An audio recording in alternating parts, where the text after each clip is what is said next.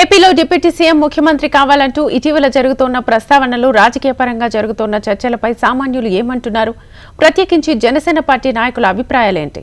ఈ అంశంపై నెల్లూరు జిల్లాలో ఎలాంటి చర్చ జరుగుతోంది? దీనిపై మరింత సమాచారాన్ని నెల్లూరు నుంచి మా ప్రతినిధి నరసింహులు అందిస్తారు.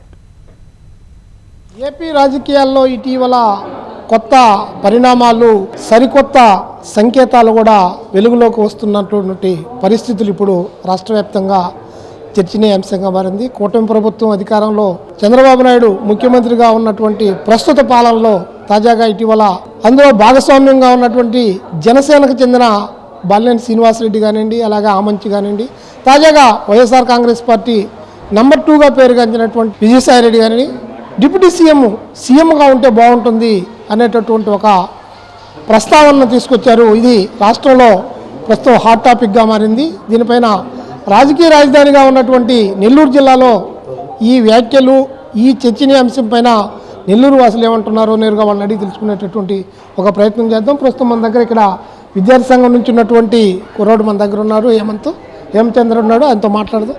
సార్ చెప్పండి, అసలు ఈ ఒక యూత్గా ఈ ఆలోచనలు, ఈ చర్చలు, ఈ సంకేతాలని మీరు ఎలా చూస్తారు?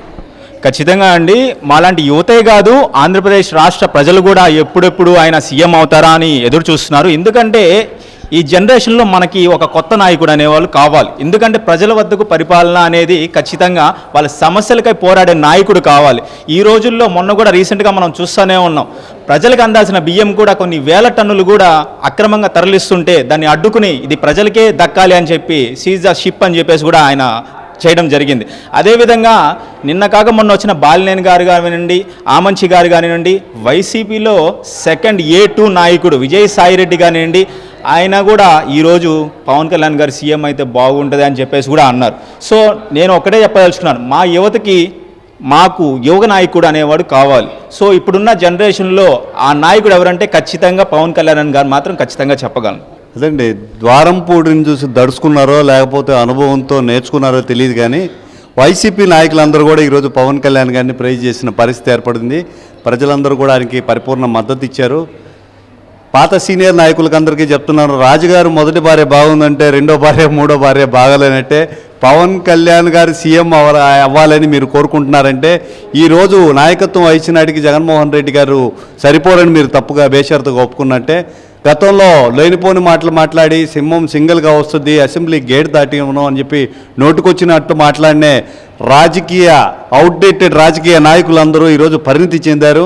రాష్ట్రం బాగుపడాలంటే పవన్ కళ్యాణ్ గారే శరణం అనే విధంగా ముందుకు వస్తున్నారు. పౌరులకి, వెనకబడిన వర్గాలకు చెందిన ఎన్నో వేల కోట్ల రూపాయలు దేశం దాటిపోతుంటే పట్టుకున్న ఒకే ఒక్క మగవాడు పవన్ కళ్యాణ్ గారు మాత్రమే. బడుగు బలహీన వర్గాలకి అభివృద్ధి ఫలాలు అందరికీ అందాలి అనే విధంగా ప్రత్యక్ష ప్రణాళికలతో వచ్చారు ఆయన. దీర్ఘకాలిక ప్రణాళికతో జనసేన పార్టీ తరఫున పనిచేసి ప్రతి ఒక్కరు కూడా చెప్పారు, దాదాపు 10 సంవత్సరాలు నాతో కష్టపడగలిగిన వాళ్ళు, రేపటి భవిష్యత్తును ఆలోచించగలిగిన వాళ్ళే మనతో నడవండి. ఈరోజు అది చేసి చూపిస్తున్నారు. చేసిన తప్పులు భయపడతావా అనుకున్న నాయకులు క్యూలు కడుతున్నారు ఆయన అనుమతుల కోసం. మేము కూడా వచ్చి కలిసికట్టుగా ప్రయాణిస్తామని చెప్పి మీరు ఎంత బతిలాడినా కూడా ఆయన ఆలోచనలో ఒక ధ్యేయం ఉంది. రాష్ట్ర ప్రగతిని, ప్రజల పురోగభివృద్ధిని కోరుకున్న పవన్ కళ్యాణ్ గారు చాలా చక్కగా పనిచేస్తున్నారు. సీఎం అవ్వాల్సిన పరిస్థితి, టైము ఆయనకు తెలుసు.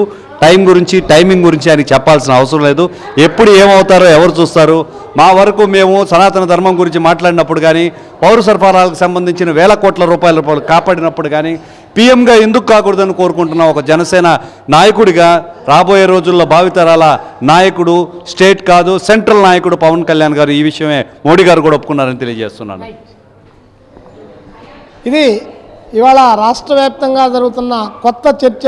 ఏపీ డిప్యూటీ సీఎంగా కావాలంటూ కొందరు చేసినటువంటి కొన్ని వ్యాఖ్యానాలు, అలాగే కొందరి ఆలోచనల పట్ల నెల్లూరు జిల్లాలో ఉన్నటువంటి కొందరు సామాన్యులు, అలాగే జనసేనతో నడుస్తున్నటువంటి కొందరు చేస్తున్నటువంటి వాళ్ళ యొక్క అభిప్రాయాలు. కెమెరా పర్సన్ ప్రవీణ్తో నరసింహులు, HM TV, నెల్లూరు నుంచి.